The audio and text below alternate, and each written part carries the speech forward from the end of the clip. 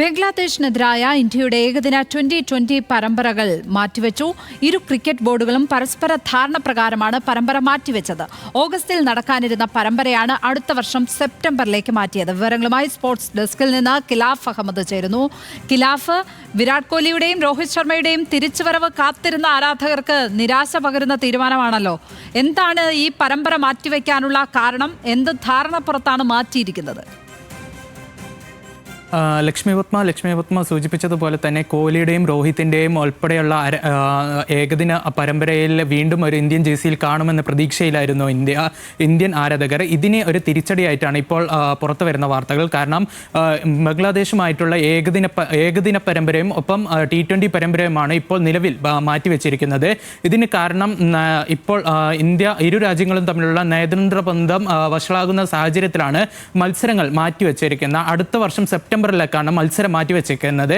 ഇരു ക്രിക്കറ്റ് ബോർഡും, ബംഗ്ലാദേശ് ക്രിക്കറ്റ് ബോർഡും അതേപോലെ തന്നെ BCCIയും ചേർന്ന് പരസ്പര ധാരണ പ്രകാരമാണ് ഇപ്പോൾ മത്സരങ്ങൾ മാറ്റിവെച്ചിരിക്കുന്നത്. അടുത്ത വർഷം സെപ്റ്റംബറിൽ നടക്കുമെന്ന് മാത്രമാണ് ഇപ്പോൾ അറിയിച്ചിരിക്കുന്നത്.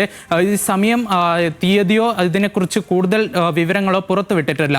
മെയ് 17 ഇന്ത്യ ഇറക്കുമതി കയറ്റുമതി മേഖലയുമായി ബന്ധപ്പെട്ട് ഇരു രാജ്യങ്ങളും തമ്മിൽ സംഘർഷം ഉണ്ടാകുന്നത്. മെയ് 17 ബംഗ്ലാദേശിൽ നിന്നുള്ള ഇറക്കുമതി റെഡിമെയ്ഡ് വസ്ത്രങ്ങൾ അതേപോലെ തന്നെ മറ്റ് ഏരിയകളിലെല്ലാം ഇന്ത്യ നയതന്ത്ര ഉപരോധം ഏർപ്പെടുത്തിയിരുന്നു.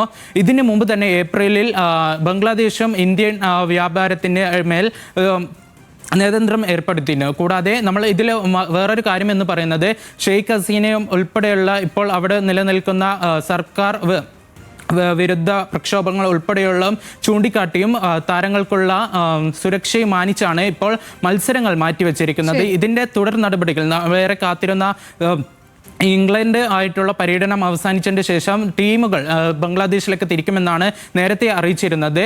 ഒപ്പം രോഹിത്തും കോഹ്ലിയും ചേരും. ഏകദിനത്തിനായി ഇന്ത്യക്കായി രോഹിത്തും കോഹ്ലിയും ചേരുമെന്നാണ് നേരത്തെ അറിയിച്ചിരുന്നത്.